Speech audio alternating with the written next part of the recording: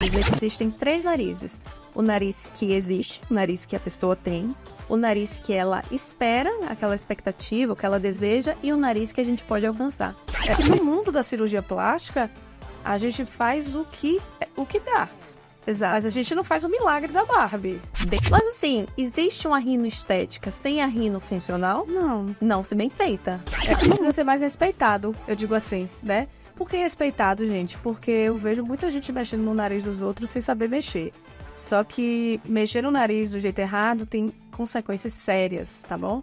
Que não são somente estéticas.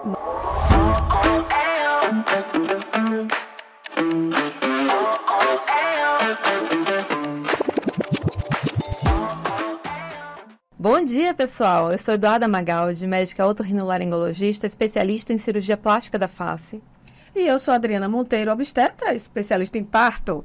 E esse é o Bom Dia, Doutoras. O bate-papo descontraído que você sempre quis ter com suas médicas favoritas. O nariz, ocupando porção central na face, é crucial para toda a harmonia facial e denota não apenas estética, mas também posição social e até personalidade. Não é à toa que é a cirurgia mais realizada dentre todas as cirurgias faciais no Brasil e no mundo. E entre as cirurgias plásticas, fica só atrás da lipo e da cirurgia de mama. Muito mais do que tratar a estética, a rinoplastia, ela denota empoderamento pessoal e autoconfiança. E é sobre esse tema que a gente vai conversar hoje. Para falar sobre esse tema e várias outras curiosidades sobre rinoplastia, plástica facial, entre outras, teremos aqui a queridíssima soteropolitana maravilhosa, não é isso? Caçula de 3 mulheres, de uma família cheia de mulheres fortes. Ela tem um negócio de um cachorro-lobo, mas ela vai me explicar esse nome porque eu nunca consigo falar, mas é uma coisa mais linda do mundo. Artista plástica de coração, fala espanhol, fala inglês, fala francês. Minha gente, ela é um estouro. Vamos aqui assistir hoje minha maravilhosa Eduarda Magaldi! Estou aqui, amiga! Meu Deus, que alegria receber você, né, nossa querida amiga, hoje do outro lado da mesa, para falar desse tema fantástico. E aí eu sempre vou colocar, minha gente, o nariz, né? Vou lá começar do começo. O que lhe fez, minha querida, desejar, dentro da otorrinolaringologia, fazer estética, plástica facial? Drica, eu acho que muito mais a plástica facial me escolheu do que eu escolhi ser cirurgiã plástica da face. Foi muito especial, assim. Eu entrei na faculdade, acho que eu já contei isso em algum outro episódio, mas brevemente. Eu entrei na faculdade e me deparei muito prazer em fazer cirurgia. Eu opero muito bem, eu gosto daquele flow, eu estava conversando sobre isso mais cedo. Eu adoro o ambiente cirúrgico, é muito confortável. Então eu sabia que eu ia enveredar para uma área dessa. Vi bastante coisa de cirurgia plástica, né, geral. Eu participei, fui até presidente durante uma época da Liga de Cirurgia Plástica aqui da Bahia, que para quem não sabe, Liga é como se fosse uma comunidade de estudantes, né, internos, estudantes de medicina, que se unem a um orientador e com alguns co-orientadores e vão estudar mais a respeito daquele tema, publica artigo, inclusive tive artigo publicado dentro da Liga, faz viagem, faz curso, congresso, então foi uma experiência assim, bem positiva para mim. E pronto, queria fazer cirurgia plástica, mas aí a parte da geral me desestimulou. Passei por isso também, mas aí é um outro episódio. Vamos conversar sobre isso. A parte da geral me desestimulou, eu fui pensar o que eu tenho, o que existe na medicina que eu posso fazer, uma cirurgia minuciosa, uma cirurgia delicada, gostosa. Enfim, só quem faz entende. Exatamente. Aí eu fui pro otorrino e assim, me encantei. Tudo bem, prestei prova de residência achando que eu ia fazer amígdala e septo. E ó, massa, adoro fazer amígdala, adoro fazer septo. E fui muito bem, estudei bastante, fui muito bem, fui aprovada em várias universidades e fui fazer um estágio lá na USP em São Paulo, antes da aprovação final, porque eu já estava ali bem colocada para poder conhecer como era o serviço, se era um ambiente que me agradava e tudo mais, amei tudo, e foi ótimo, foi lá que eu segui, né, minha residência. E aí, no primeiro dia desse estágio, eu tinha uma escala, né, de atividades disponíveis. A primeira sala que eu entrei era uma sala onde as pessoas estavam discutindo o transtorno dismórfico corporal diante da cirurgia plástica. Aí eu olhei assim pro lado, ué, lindo, sou eu. não estou no lugar certo, mas sim, estou. E eu participei da conversa, ninguém sabia que era aquela louca, né, estagiária, falando ali, participei, derramei café no meio da sala. Foi uma comoção, foi ótimo, desde então. Assim, não que eu não tenha me encantado por outras áreas, a otorrino tem muita área de abrangência. Tem foniatria, que trata só os transtornos de linguagem e fala. Tem a otologia, neurotologia, que trata a parte de ouvido, a parte de tontura. Tem a parte da rinologia, que é sinusite, tumor de base de crânio, e rinites. Aí tem a bucofaringologia, que é a parte de garganta, laringe, voz, ronco. Tem a otorrinogeriatria, tem a otorrinopediatria, tem tanta coisa dentro do otorrino e tem a plástica facial. Pronto, aqui estou. Aqui estou. Foi aquilo que a gente falou, o legal, enfim, de gostar do que a gente faz, né? Principalmente dentro da medicina, é porque tem espaço e eu vejo muito essa ligação do que você faz, né? Que é a plástica facial, com o seu, entre aspas, hobby, que é ser artista plástica, né? Então, é lidar com o minucioso, é lidar com o detalhe, com o delicado, é lidar com qual a impressão que aquela pessoa quer ter porque ela quer fazer aquela correção ou modificação. E aí, eu entro na pergunta para você. Como a otorrino tem essa área abrangente e essa parte de plástica facial, vou lhe confessar, foi uma surpresa para mim, porque para mim, gente, otorrino, viu? Era assim, fazia nariz, fazia orelha, inclusive aqui é operada por um otorrino. Belíssima, por sinal, está linda. Tá, meu querido, né, na faculdade que me operou. E vou dizer a vocês que mesmo muito jovem, foi uma oportunidade que eu tive. Eu tinha orelha de abano, mas também eu tinha medo da questão funcional. E aí que eu vou entrar. Qual a diferença de uma rinoplastia ou uma plástica facial feita por um otorrino, da que é feita por um cirurgião plástico, e vou um pouco além, das que a gente tem visto sendo feitas por cirurgiões bucomaxilofaciais, né, os odontólogos. Então, fala um pouco sobre isso. Tem bastante coisa aí pra gente abordar, né, dessa pergunta. Ó. Como é a minha especialidade? A cirurgia plástica facial é uma especialidade que é regida, assim, pela Academia Brasileira de Cirurgia Plástica da Face, da qual eu faço parte. São majoritariamente otorrinos, né? No restante do mundo é uma especialidade que já abriga cirurgião plástico, já abriga oftalmo, otorrino e cirurgião de cabeça e pescoço. No Brasil é mais otorrino mesmo, porque ainda existe um embate, né? Aquele negócio, ninguém quer perder o mercado aqui, pegar o mercado por lá, na verdade vira uma confusão. Mas enfim, tudo regulamentadinho, a gente trabalha com cirurgia plástica da face. E dentro dessa especialidade, a gente é capacitado através de treinamento profuso, longínquo, um fellowship de 3 anos que eu fiz ao mesmo tempo da residência, para operar estética e reparadora facial. Então, lifting de terço superior, ou lifting de supercílio, blefaroplastia, a própria otoplastia que você fez, cirurgia de mento, cirurgia de lift facial e cervicoplastia, né? O lift facial também conhecido como ritidoplastia. E, principalmente, o nosso carro-chefe é a rinoplastia. E aí vem a segunda pergunta, a diferença de uma rino estética de uma rino funcional. Eu acho que o próprio nome já diz, a rino estética, ela trata as características estéticas, né, as deformidades, porque se chama realmente isso, as deformidades estéticas daquele nariz, enquanto que a rino funcional vai tratar a função, a alteração de função. Mas assim, existe uma rino estética sem a rino funcional? Não. Não, se bem feita. Existe. Mas aí não vai estar sendo bem feita. Porque você pode só tratar lá por cima, né? Como é o arcabouço, o capô do Fusca. Dá pra melhorar. A carcaça, né? A carcaça, exato. E às vezes fica muito bonito. Mas o por dentro sofre. Acho que por isso que a especialidade cresceu tanto nesse papel, nesse lugar. Porque a gente já vinha de um conhecimento interno da anatomia e fisiologia nasal muito ampla, muito vasta. Através do nariz é que a gente tem acesso lá à base de crânio para fazer cirurgias enormes juntos a neurocirurgiões. Então é uma anatomia assim muito minuciosa e aí a gente entende o que segura aquele nariz ali em cima, o que é que dá sustentação para aquela pirâmide.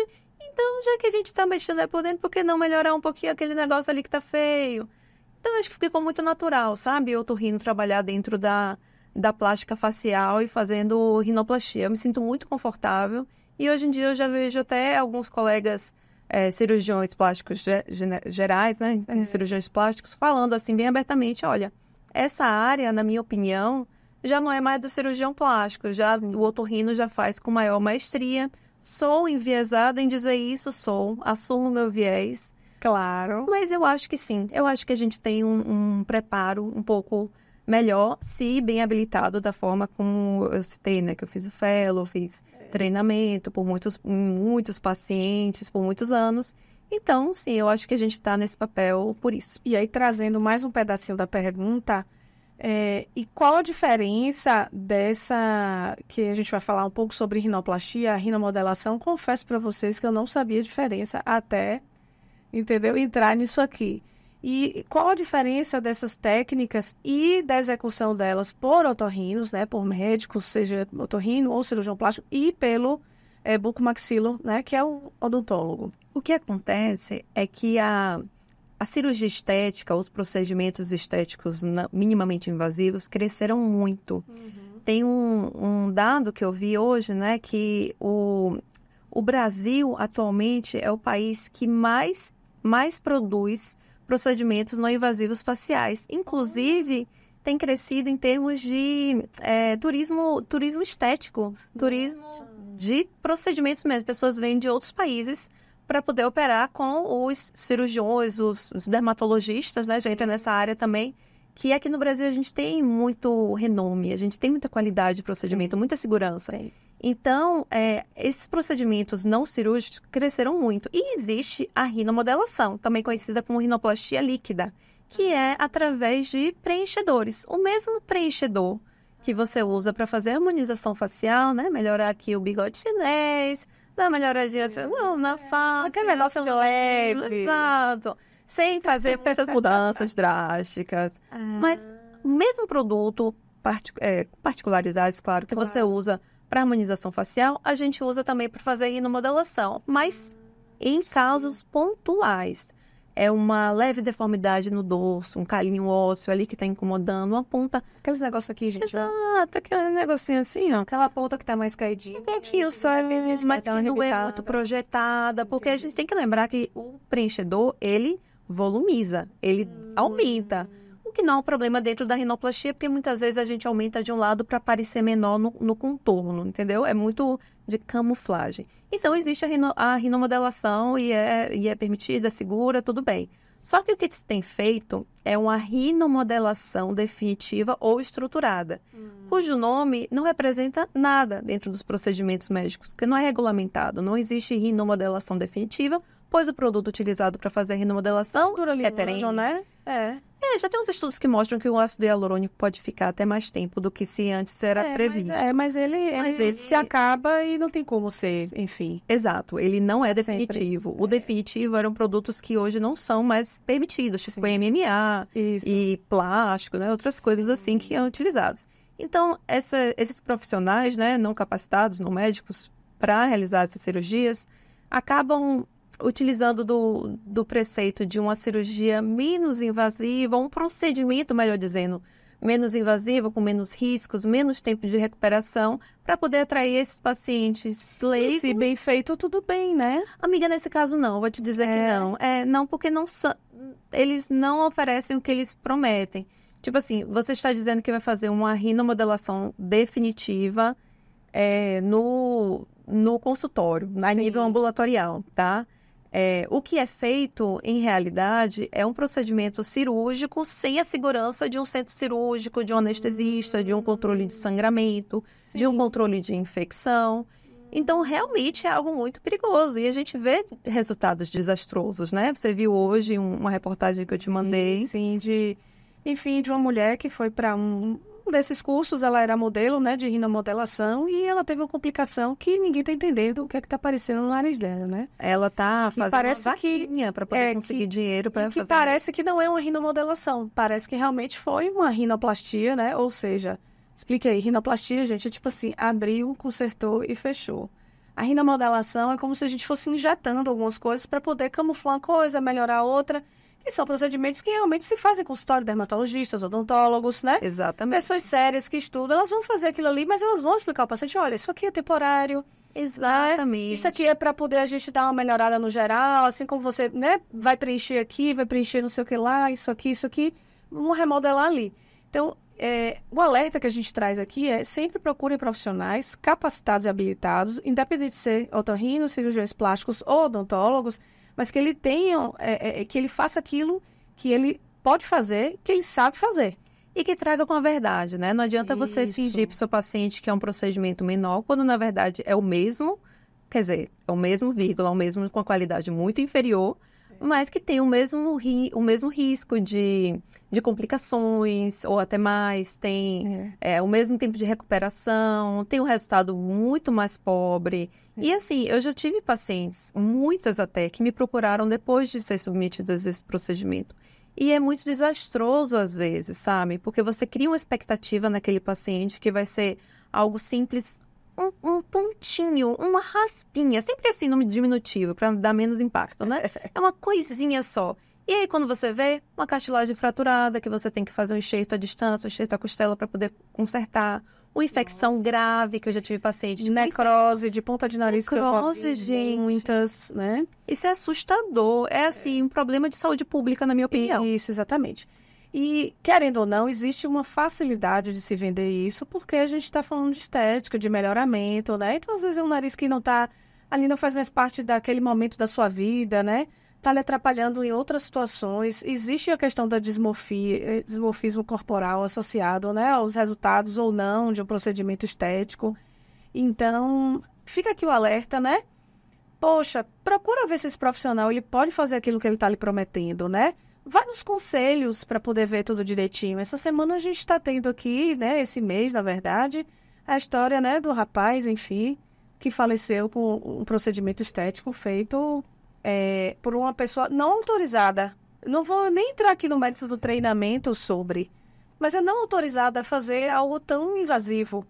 Então, eu vou continuando aqui, dando esse alerta, né, da gente sempre procurar os profissionais, sempre tem indicação de outros profissionais, tipo, às vezes, o seu médico de família ou o médico que lhe acompanha, né? Às vezes até em rede social, você tem muita informação, né? Muitas vezes maquiada, claro, rede social não é verdade, é uma verdade maquiada, curada, né? Uma curadoria diante daquela situação, mas sim, em rede social você tem muita informação fidedigna que dá para te dar um embasamento legal. Nosso próprio conselho também, né? Sim, a gente consegue isso, né? Com certeza. E, Drica, você estava falando de cirurgia, do impacto da rinoplastia, né, para nossa qualidade de vida. E é muito interessante, porque até pouco tempo atrás pensava-se na cirurgia plástica nasal, nose job, apenas como um supérfluo, uma melhoria estética, uma melhoria...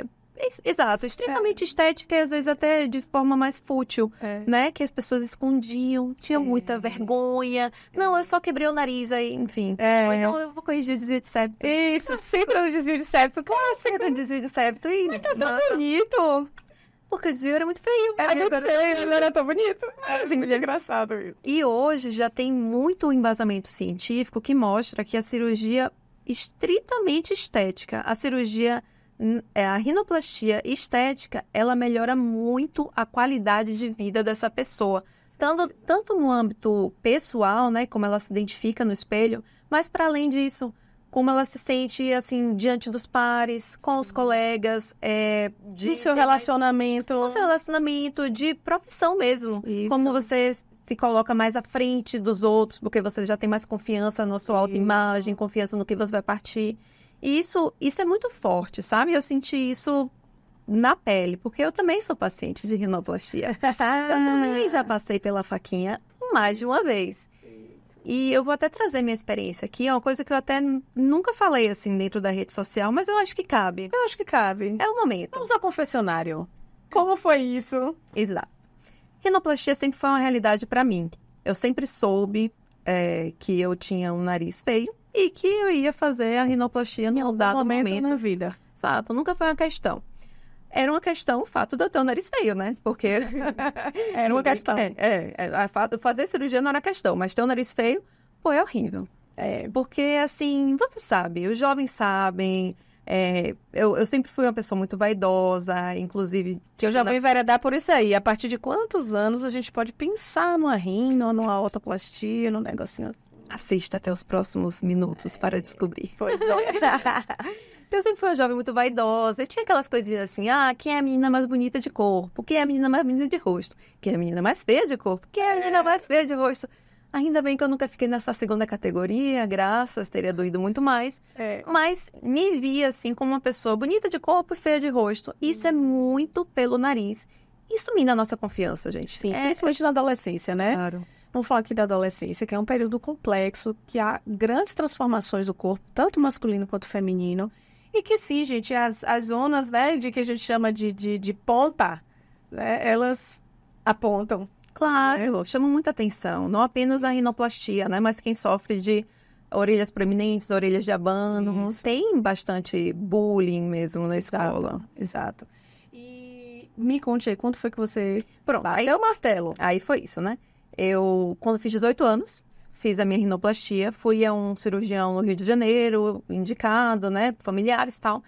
E aí, eu tive uma experiência muito... Como eu já sabia que eu ia fazer cirurgia, e eu já sabia que ia fazer com ele, porque foi indicação familiar, não me importava muito o que ele dissesse, nem o que eu dissesse, tanto faz. Então, eu chego lá, vai fazer, e eu lembro que ele falou assim, mas como vai ficar o seu nariz? Não se preocupe, vai ficar perfeito, vai ficar sensacional. Show de bola, é isso que eu quero que fique perfeito. Bonito, então vamos. Que massa. Pois não ficou. Não ficou. Ficou, assim, bem ruim. Tipo, 5 bolas.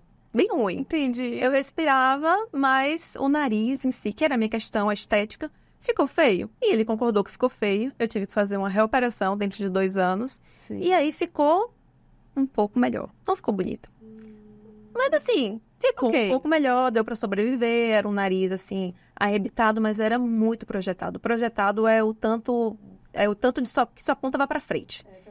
Isso. Era muito projetado. Mas eu sou uma moça grande, eu tenho um queixo também bem projetado, o meu rosto é bem expressivo. Ficou harmônico? Ficou. Mais ou menos, mas ficou. E aí, eu convivi com aquele nariz até eu chegar na residência.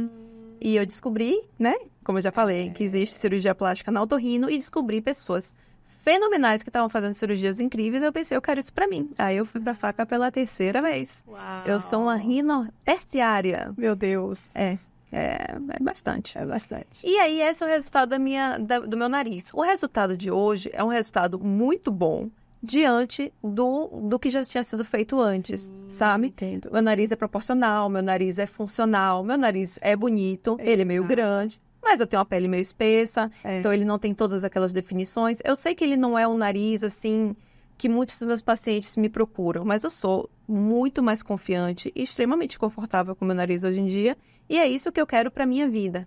Mas essa experiência de ter sido paciente, de ter estado do outro lado e sentir a expectativa, a angústia, a ansiedade de você se submeter àquela cirurgia e pensar como é que eu vou acordar, será que eu vou acordar mais bonita, será que eu vou acordar, será que vai estar feio, será que deu certo, e todas as outras questões. Essa cicatriz ela fica e ela me impulsiona. E eu acho que é por isso que a cirurgia plástica me escolheu, em especial o nariz. Tudo bem. Não é legal isso, porque é muito sincero, sabe? Eu poderia estar falando, mas eu não tô. Eu tô sendo sincera aqui nesse lugar. Eu sei disso. Que eu tento trazer para os meus pacientes essa experiência muito diferente da que eu tive desde a primeira vez. Eu escuto o meu paciente, eu tenho uma escutativa desse paciente. Eu discuto as limitações, as expectativas. Era isso que eu ia conversar com você. Existem limitações, gente, de acordo com a textura da pele, de acordo com as cartilagens, com o septo, né? Então, assim, às vezes o paciente ele chega com expectativa, e eu gostei de você falar sobre isso, às vezes o paciente ele chega com uma expectativa totalmente irreal, né? Para o aspecto do rosto dele e para a harmonia do rosto dele, né? Com certeza. Então, talvez tivesse faltado naquela época um papo honesto. Olha, a sua pele, ela é meio assim, ela é meio assada, não vai rolar, você tem isso assim, assim, assado. O que você acha? Você quer um nariz mais pontudinho? Você quer um menos? Eu acho que isso não vai ficar muito harmônico. Então, eu acho que são perguntas que a gente precisa levar sempre aos profissionais, né? Que a gente for. Das expectativas do que a gente quer e das possibilidades. Porque no mundo da cirurgia plástica, a gente faz o que dá.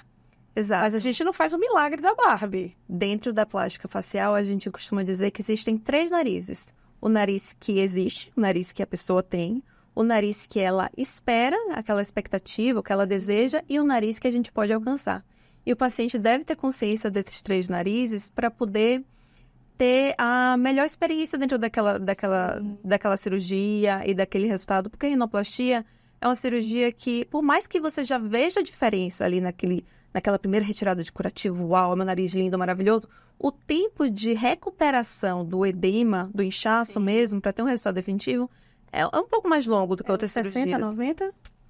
Não, é tipo 6 meses até 12. Uau, tô por fora, tá vendo, minha gente? Então, com 30 dias você já tem um resultado massa. De 30 a 90 dias, eu costumo dizer pro paciente que às vezes é uma montanha-russa. Tem dias que você acorda com o nariz desinchado, maravilhoso, é o dia que eu vou brilhar. Tem dias que você acorda com o nariz de batata. Porque a drenagem linfática é manipulada durante aquele procedimento. Eu acho que isso que assusta muitas pessoas, que elas tentam ir para um resultado um pouco mais rápido, mais imediato. Entre aspas, minimamente invasivo. Que não é, gente, não tem mágica. Para você ter um resultado bom, você tem que ter um profissional qualificado e tem que ter consciência das limitações daquele seu nariz, o que é que seu nariz pode chegar. Aí algumas curiosidades mesmo, viu, de leiga. Joga duro. Vamos lá. Existe algum software que a gente... Porque assim, para odontólogo, gente, eu acho massa, né? Porque o cara diz assim, não, seu dente vai ficar não sei o que lá e tal. Tem software pra gente ter uma noção? Amiga, o que não falta é software. O mais conhecido é Photoshop, né? Ah, tô por fora. Eu falei muito, muito feio. É o Photoshop. Ah, obrigada. É porque ela fala inglês, gente. É sobre isso. So sorry. Sim, tem o Photoshop que a gente usa durante a consulta. Que interessante. Total. Não, eu uso no mesmo momento da consulta, eu faço a foto do paciente de perfil de frente.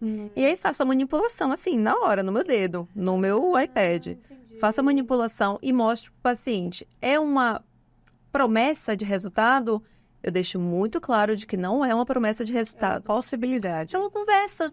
É uma conversa. Olha, sua pele é desse tipo, as suas proporções faciais são essas. De homem para mulher tem diferença? Tem diferença. E aí, terminando o Photoshop, aí o paciente consegue ver como é que vai ficar o resultado, como é que vai ficar o resultado mais ou menos e ter uma identificação. É assim que eu quero parecer, eu me sinto confortável com essa imagem, não, eu quero um pouquinho mais empinado, não, eu quero um pouquinho mais natural. A gente consegue chegar a toda essa conversa diante da manipulação fotográfica. É muito legal. Não sabia não, pra mim, tipo assim, um software mágico e tal, o médico... Inteligência artificial. É só o dedinho mesmo, Só a caneta. Adorei. Manipula. De homem pra mulher, me conte aí. Homem para mulher, os passos cirúrgicos são os mesmos, né? É a abertura, é a manipulação da ponta, a retirada, desculpa, do enxerto de septo e tudo mais. Só que o que difere são as proporções e a expectativa daquele nariz, né? O que aquele nariz vai ficar. Perceba que o nariz feminino, ele tem um ângulo. Vamos, câmera. Mostra essa mulher que ela tem um nariz maravilhoso. Ai, gente. Só minha voz, com essa modelo aqui. Vamos ver esse ângulo nasolabial da doutora Adriana Monteiro. Sensacional. Cerca de 110, 100 graus. O ângulo nasolabial é esse. Mostra aí, que a câmera dá em você. Entre o lábio superior e a ponta do nariz, tá vendo? É esse ângulozinho aí. Ele é um pouquinho mais arrebitado. Quando você vai para o homem, ele é um pouquinho mais reto. Ele é de tipo 90 graus, 95. Não caído, né? Caído é esteticamente desagradável, digamos assim. E até funcionalmente desagradável. É ruim para respirar quando você tem o nariz caído. Então, a mulher, ela tem um nariz naturalmente mais empinado. Aí, vamos pro dorso. Câmera de novo pra mulher, pra nariz perfeito aí. Ai, gente, se eu pudesse dizer que eu que fiz esse nariz, eu diria, mas eu não posso. Mas foi papai e mamãe que fez. Vai ter um podcast sobre isso. Vai ter um podcast sobre isso. Papai e mamãe fazem. Como papai e mamãe fazem, vai rolar. Então, o dorso da mulher, ela é um pouquinho mais baixo também do que o dorso do homem. Ele tem uma leve curvatura. Essa região aí, logo depois da ponta, tem uma depressãozinha e depois vai pro dorso. Isso chama supratip break. Ai, gente, eu acho isso tão lindo. É lindo. E é lindo, é desejável. Até uma leve irregularidadezinha no dorso que a senhorita tem. Também é desejável, também é bonito. Então, ó, modelo, batem palmas. Muito obrigada. Gata, eu adoro meu nariz. É assim, só pra deixar registrado. Eu amo meu nariz. Eu nunca pensei em fazer nada. Amiga, seu nariz é lindo. Se estiver respirando bem, é 100%. Eu só tenho rinite, mas aí o otorrino trata. A gente trata. É. Não, depois a gente conversa. Mas esse é o nariz feminino. O nariz masculino, ele tende a ter uma raiz um pouco mais elevada, então faz um dorso um pouco mais retão, assim, tipo aquele nariz grego, assim, mas tanto, sabe? É um pouco mais reto, porque dá um aspecto de força. Isso é uma característica muito interessante também do nariz diante das épocas. Olha só, as diferenças de homem e mulher eu já falei, né? Então, a gente busca a cirurgia para poder ter esse resultado legal para cada um dos sexos. Isso é muito interessante e admito que nem é todo mundo que tem esse manejo tão bom. É muito importante saber fazer com um cirurgião que tenha o manejo do nariz masculino e o nariz feminino para ficar com um resultado legal. E temos. E eu queria falar sobre o nariz ao longo das épocas. Você sabia que antigamente, assim, muito antigamente, na época do Antigo Egito, o nariz grande, adunco, era considerado bonito? Ah, sim, sabia. Mas assim, só por uma questão histórica, eu gosto da história. Então, e isso era um nariz de respeito, tá, gente? O nariz adunco e grandão. Grandão, assim. porque indica personalidade forte. Nariz grande é personalidade forte. Lá e agora. Só que lá era desejado. Então, tem relatos de múmias, né, de faraós, que colocavam gravetos e insetos, bichos mesmo, dentro do osso nasal, né, dentro do nariz, para poder fazer a camada em cima daquela múmia. Não, isso aí eu não sabia, não. Duda é conhecimento. Ah, pá! Muito legal. E aí, essa questão do afinamento, gente, que a gente fala, né, das feições como parâmetro do belo e da beleza, ele começou a vir ali no Renascimento, com a beleza europeia, que realmente os homens continuam tendo, né, aquele nariz mais fino, só que eles são mais finos também, né? E aí começou a se pensar que esses narizes do Antigo Egito e daquelas regiões ali que eram muito grandes, não eram, entre aspas, belos, né? E a partir disso a gente começou, então, a ter essa outra visão do belo, que muitas vezes não casa com o masculino, por exemplo. Sim. Né? É como as mulheres. As mulheres renascentistas, elas eram rechonchudas. Por que elas eram rechonchudas? Porque elas queriam falar da fertilidade, do tamanhozão dela, das mamas, né? Fartas, das curvas. E aí ela foi secando pro atual. E aí as feições femininas também estão cada vez mais finas, né? Assim, desejável, né? Que as mulheres pedem. E que às vezes não combina, não cabe. Amiga, porque um padrão caucasiano, eurocêntrico de beleza é o que está em voga, assim, já há bastante tempo, né? Desde que você tinha o Renascimento, como você falou, com os desenhos lá de Leonardo da Vinci. Inclusive, essas proporções faciais que a gente usa nos dias de hoje foram desenhadas por Leonardo da Vinci. Os terços e quintos faciais são deles. E, assim, são importantíssimos. Hoje já tem estudos que mostram que devemos respeitar um desvio padrão, por assim dizer, um pouquinho maior, a depender das etnias, né? A gente sabe que o nariz afrodescendente, ele tem uma base naturalmente mais larga e botar aquela base estreita demais, como um nariz caucasiano, por exemplo, fica muito feio. Não apenas não fica funcional, mas fica muito estranho. Muito feio. Porque, gente, você colocar o nariz de outra pessoa, de outra etnia naquela etnia, tipo, não combina. Não combina. Então, tem que respeitar as proporções estéticas, o perfil étnico de cada um. Perfeito. E aí, você vai vindo aqui na história, né? Você tá falando de Antigo Egito, falou de Renascimento. Um dos grandes marcos de crescimento em tecnologia e habilidades da cirurgia plástica foi justamente no pré e no pós-guerra, a Segunda Guerra Mundial. Olha, que interessante. Conto-te por quê. O nariz judeu, ele é muito característico. Isso. Ele é grande, ele é adunco, talvez até seja um pouco magnificado pelas propagandas de caractere, talvez seja assim tão grande, mas ele tem uma característica diferente do nariz ariano, nariz eurocêntrico. Ele tem. E aí, nesse momento de perseguição, muitas mulheres, principalmente, porque para o homem também não pega tanto, mas muitas mulheres judias, elas procuravam cirurgiões plásticos para tirar aquela característica que a distinguia diante de uma população, porque não tem tantas características que distinguam, tanto quanto o nariz do judeu do era uma questão de sobrevivência também, né? Exatamente, uma questão de sobrevivência. Eu esqueci de falar dessa parte, que os narizes grandes e aduncos também caíram nessa fase, que foi da Segunda Guerra. Isso. né? Que eles operavam os narizes para se parecerem arianos, né? E fugir da perseguição, fugir daquele local também, né? Físico, ir para outros países. A gente sabe que a gente recebeu muito judeu aqui no Brasil, que mudaram os nomes para nomes de árvore e tal. E isso não precisa dizer que é judeu. Exato. Quem é que vai identificar aqui no Brasil, pelo amor de Deus, o lugar mais miscigenado do mundo? Não tem como identificar. E aí, nesse momento, cresceu-se muito a cirurgia plástico-facial. Tem um cirurgião que chama Gillis. Eu esqueci agora o primeiro nome dele, mas ele é Gillis, o sobrenome. Ele é considerado o pai da cirurgia plástica facial. Ele é da década de 20 do século passado. Ele foi um dos grandes responsáveis pela modernização das técnicas mesmo, da tecnologia diante das cirurgias, por causa dos embates de guerra, das destruições faciais, que não morriam, né? Sim. Porque antigamente você tinha um acidente tipo de faca, de espada, a pessoa morria. Depois, com a Primeira Guerra Mundial, melhorou a tecnologia bélica, as pessoas ficavam deformadas.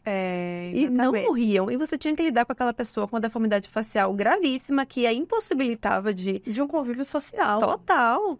E aí vem o papel da reconstrução facial dessas pessoas. Aí o Gillis foi um dos grandes responsáveis, neozelandês, otorrinolaringologista. Tem que puxar a sardinha. Tem que puxar a sardinha. É porque, na verdade, ele foi ali pensando na funcionalidade, né? E aí acabou que topa na estética, porque é muito óbvio, né? A funcionalidade no sentido de socialização. Porque se essa pessoa não está inserida na sociedade, é uma pessoa...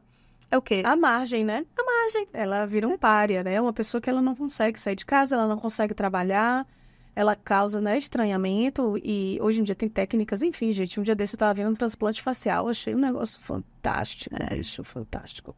É muito massa mesmo. Muito massa. Grey's Anatomy já pintou essa onda. Já.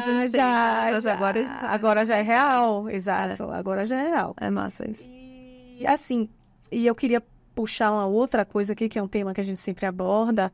Não sei se tem artigos sobre isso, mas em relação à pandemia e à exposição dos rostos, né? Então, assim, gente, todos os apps, todos os aplicativos, é tudo a selfie. E aí a gente usa os filtros, óbvio, quem usa os filtros, né? Quem enfim, dá uma modificadinha ali no Photoshop ou no, enfim, FaceTunes, né? Sei lá, tem um bocado aí. Tem um bocado de apps, todo mundo já sabe. E eu queria saber, isso fica só nos filtros ou isso está entrando nos consultórios? Esse desejo de modificar o rosto? Amiga, tem duas questões aí. Uma é, com a pandemia, houve um aumento enorme do teletrabalho, né? Do trabalho em casa. Então, com isso, as chamadas de internet e as FaceTimes e tal, faz com que as pessoas fiquem olhando diretamente nos seus rostos, nos rostos das outras pessoas, mas principalmente nos seus, por um tempo que é anormal. Você não fica andando com o espelhinho aqui pendurado no chapéu pra ver como é que você dá. E dá um sorrisinho.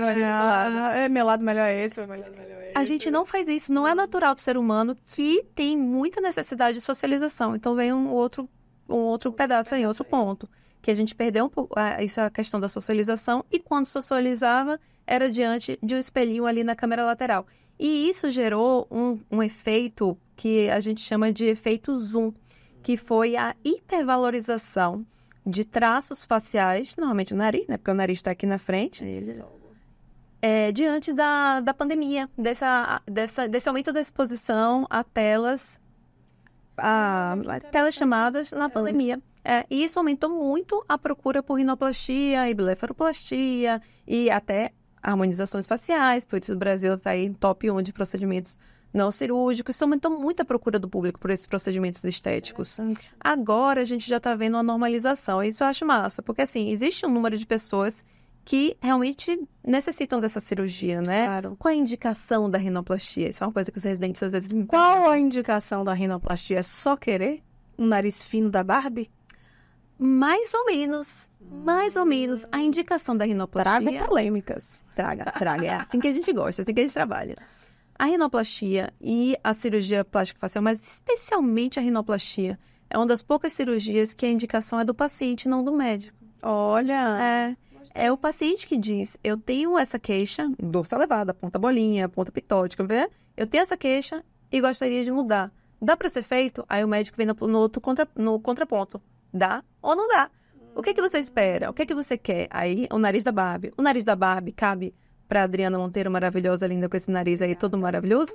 Sim. Assim, dá pra fazer. Dá pra fazer o nariz da Barbie. Não quero não. Drica. Meu nariz já é da Barbie. O seu é lindo. Mas assim, seu estilo de pele, Sim. pele fininha, dá pra fazer o nariz da Barbie. Mas assim, chega uma pessoa com a pele espessa, cheia de tipo, melasma, acne na pele, ou com procedimentos prévios. Ou com as próprias cicatrizes, né?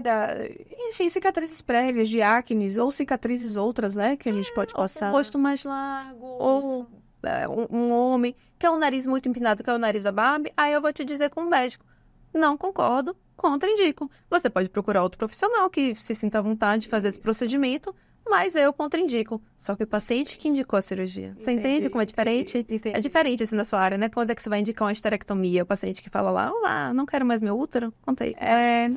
Não pode ser muito assim, não, porque o útero ele tem funções, ele não tem somente a função, né? Enfim, a gente vai falar sobre isso em outro.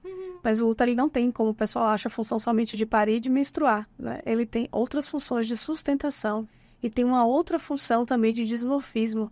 O útero, ele representa como se fosse, para a mulher, a feminilidade. É como tirar uma mama. Muitas mulheres têm queixas depois, não pela falta do útero, mas é como se ela sentisse um vazio existencial, porque a feminilidade dela foi retirada. E por isso que, nos últimos 15 anos, a ginecologia avançou muito nas coisas menos invasivas. Chegou pra gente também. Só um adendo, histeria vem de histeros, que é útero. Então, o útero é como, para os antigos, é como se fosse o cerne, tá bom, gente? Da mulher. Então, para tratamento da histeria, que eram as mulheres loucas, né? Lá de 1600 e 1700, o tratamento era histerectomia. Retirar o útero para ela deixar de ser histérica. Né? Então, para vocês entenderem a importância do útero para a mulher. Por consequência de ter características femininas, né? Exato. Exato. É forte o negócio aqui, viu? Aqui nós temos pílulas de coisas fortes. Aqui o papo é denso, mas é leve também. Então vamos para mais leve. Jogue duro. Já sabem aqui que sempre rola um queima-roupa. E eu não vou aliviar para minha queridíssima Eduarda, óbvio. Vamos lá, tô pronta. Rinoplastia ou rinomodelação? Amiga, rinoplastia 100% das vezes. Vou te dizer, não sou contra rinomodelação, não é isso. Tem indicação, se bem feito, é seguro, dá pra fazer. Mas olha só, o nariz é um local do corpo muito vascularizado. E essa vascularização, ela não é sempre igual. Nunca é. Às vezes a artéria vem assim, às vezes vem assada, às vezes vem de um lado, vem do outro. Se manipulado ainda nem se diz, porque você não tem como saber, a não ser com ultrassom, né? Tem formas de tornar o procedimento mais seguro, claro, sempre tem. Procure profissionais que te tragam isso, né? Essa tecnologia mais vigente. Sobre isso. Exato. Mas a rinomodelação, ela pode ser, às vezes, mais perigosa do que a rinoplastia. Porque ela pode pegar um vazio errado, pode dar ali uma pré-necrose, embolia. E aí é bem complicado. Quando a gente faz a rinomodelação, pra você ter noção, a gente fica com o celular que assim, eu não poderia fazer um programa se eu tivesse feito a rinomodelação hoje. O paciente tem que ter o contato direto do médico, mostrar fotos assim de hora em hora. Você fica assustado, você fica atento, sabe? É um processo ver como é que vai estar aquela vascularização, né, e tudo. Você tem que ver assim o tempo todo. Já a rinoplastia, ela é mais segura, é mais controlada. Você está ali diante de um anestesista que te dá o controle de pressão arterial, um controle de sangramento. E você está com a anatomia na mão, né? Que é que a gente fala de cirurgião. Anatomia na mão. Então, a gente consegue ver as diferenças anatômicas de cada ser humano, né? Sim. É muito mais... tem muitas mais possibilidades diante da rinoplastia. E eu acho que o terceiro ponto é que é definitivo. Sim. A rinoplastia é uma cirurgia definitiva. Uma vez operado, será que meu nariz vai cair depois de operar? Não, o que a gente fez. Assim, pode cair como a pele perde elasticidade com o tempo. Sim. E aí você vai tendo reabsorção óssea, que também é um dos aspectos do envelhecimento. Então, seu nariz vai envelhecer como todas as partes do seu corpo vai envelhecer. Como a gente diz aqui, né? Que bom que envelheça. É bom envelhecer. É bom envelhecer, gente. Faz parte da vida. Vamos envelhecer. Mas a rinoplastia não vai mudar com o tempo, entendeu? Interessante. E a rinomodelação muda porque ele é, na maioria das vezes, temporário, absorvível. Exatamente. Né? E assim, gente, mais um alerta. Lembrar que quando se promete rinomodelação para sempre, é possível e provável que estejam se usando materiais já não permitidos para essa técnica, com preenchimentos com PMMA, não é isso? É isso mesmo. Com plásticos e com coisas inabsorvíveis e que... ácido hialurônico de material de qualidade duvidosa também, que é muito o que acontece. Então, cuidado, gente, com as promessas. A gente quer fazer melhoramentos na gente, mas a gente tem que fazer mesmo. Eu acho que o ser humano, ele evolui para se melhorar em todos os aspectos. Sim. Ponto de vista físico, mental. Mas, assim, tenha um cuidado, né? Procure mais uma opinião, né? Não vá na primeira promessa, né? E aí, o que eu gostei da gente ter abordado aqui, isso que é uma cirurgia que o paciente que indica, mas que o médico pode contraindicar, a depender do tipo de resultado que ele acha que pode ter. Exatamente, porque tem muito estudo baseado nisso, tem experiência do médico também. Quando vem um paciente A com aquele nariz, com aquela expectativa, eu consigo te dizer com uma margem de segurança muito boa que vai ficar daquele jeito. Claro que tem a cicatrização de cada um, que é imprevisível, tem os cuidados, que se meu paciente não seguir meus cuidados, eu vou lá, viu? Eu brigo. Porque os cuidados são muito importantes para você ter um resultado legal. Mas assim, você consegue dizer com uma segurança boa que aquele nariz vai ter aquele resultado. E de outras formas, por assim dizer, não. Queima-roupa. Você já negou alguma cirurgia porque achou que ela não era factível? Já neguei, continuarei negando. Eu tenho um professor que diz que o pré-operatório é finito, o pós-operatório é infinito. E é isso mesmo. Então, assim, se eu tenho um paciente claramente com motivações ou irreais ou inadequadas, quer exemplo de motivações ruins de rinoplastia, acabou de se separar. Péssimo momento para fazer uma cirurgia plástica, seja ela qual for. Eu tô falando aí de qualquer. Acabou de separar. Nunca pensou em fazer rinoplastia e aí bateu o estalo, vou operar meu nariz. Como assim? Do nada? É uma coisa estranha. Uma preocupação exacerbada diante de um defeito mínimo. Isso chama a atenção de um transtorno dismórfico, né? Sim. Quando a pessoa fica se olhando muito, se sente muito inferior, muito de uma mentalidade muito pessimista, sombria mesmo, diante de um defeito, uma característica que pode ser real, mas às vezes não é tão grande como ele vê. Se eu identifico isso, eu também contraindico a cirurgia. Uma cirurgia que foi operada há pouco tempo, tipo uma reoperação, por exemplo, eu tive uma paciente que ela me procurou depois de fazer uma rinomodelação definitiva. Ela chamou de lifting de nariz. Também não conhecia esse termo, não. Aprendi na hora. Não, viu? Lifting com fios. Com fios. Lifting de fios de nariz. Tinha feito. Deu super errado. Ela ainda fez outros procedimentos em cima daquele nariz manipulado pelo mesmo profissional. Cagou ainda mais. E aí ela me procurou, assim, cerca de um mês depois do último procedimento, porque ela disse que aí ela ficou assustada e não quis mexer mais. Aí ela me procurou. Naquele momento ela estava extremamente abalada. Ela não estava indo para o emprego, não estava indo para o trabalho, estava dentro de casa, muito deprimida. Social, claro. mental, muito grande. Eu não consigo dizer se ela tinha, tipo, diagnóstico, mas ela estava com um humor deprimido, sabe? Diante daquela situação. Ela não conseguia tirar foto, ela não conseguia se ver no espelho e ela tinha manipulado há um mês. Então, nessa situação, claro que eu vou contraindicar a cirurgia. Não é o momento, nem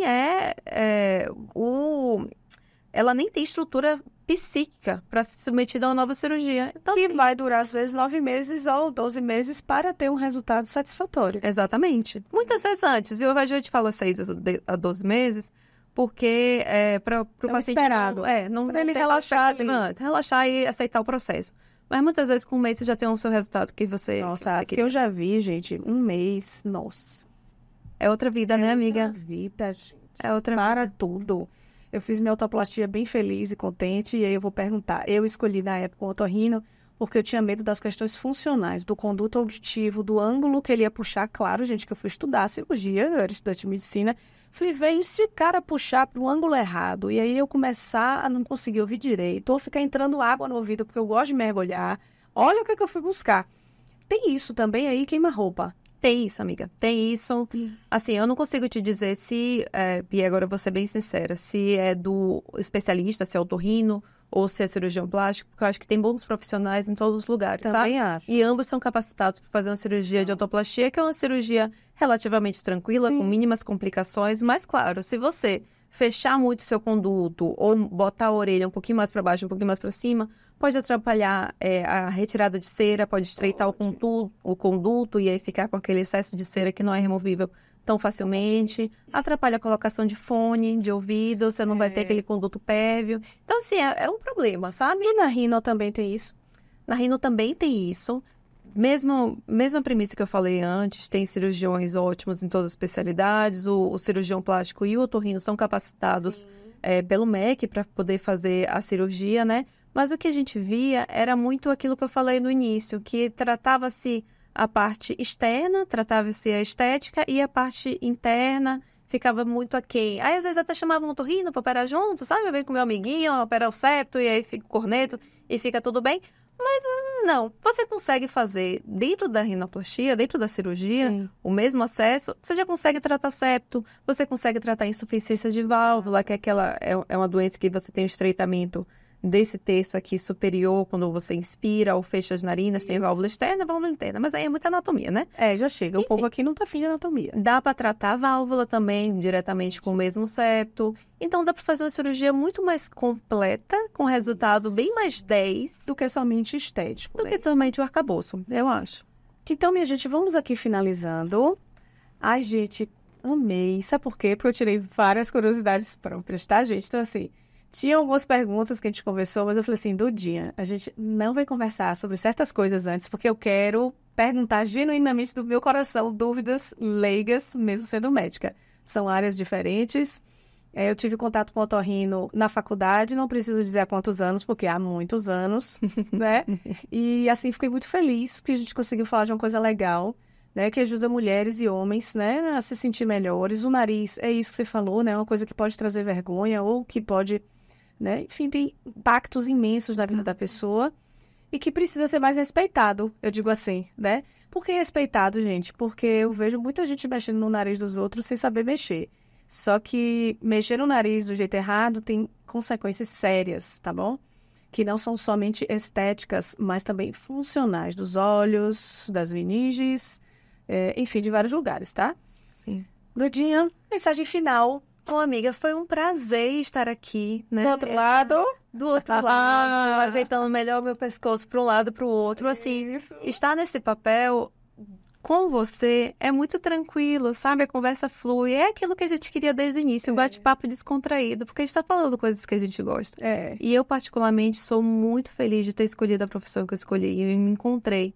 Eu consigo unir tanto isso do cuidar, né? Do ser médico, do tratar o paciente, com o que eu tenho, assim, desde quando eu era muito pequenininha, que eu adorava desenhar, passava horas desenhando, que é artista plástica. Exato. Então, a minha profissão, assim, me traz muito prazer em exercê-la. E eu adoro falar sobre rinoplastia. Vamos me chamar milhares de vezes, que eu tenho várias outras coisas para falar. Ah, gente, a gente tem, viu? Mas, assim, a pauta é imensa, então a gente vai terminando por hoje.